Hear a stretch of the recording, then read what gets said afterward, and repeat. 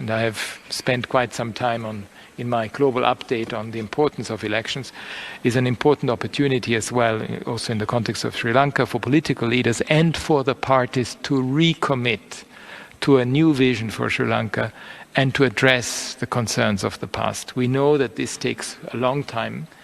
but it is important for that to happen, to ensure that there is a free civic space for political campaigning and debate, that it's not impinged by violence or restrictions that are imposed on freedom of expression, of association and assembly.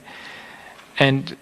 we also have seen during election periods, not just in this country but in many others as well, that political parties often make promises and overtures, including to minority communities, and I hope that there will be sustained real commitment to these promises and action that addresses these concerns. It's now 15 years since the end of the conflict in the country, and we all hope the violence and suffering of that period will never be repeated.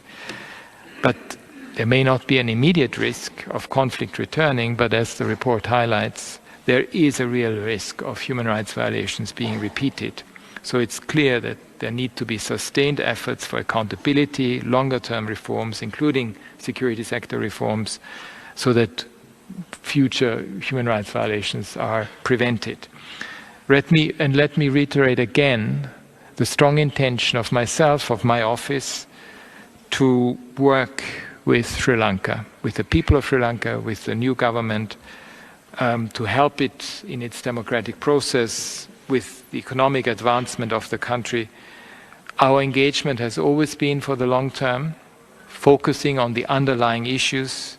that have held the country back from achieving sustainable peace and development. The voices that we reflect in our reports are the concerns and aspirations of Sri Lankans themselves, particularly those who have been victims of injustice and violence in the past.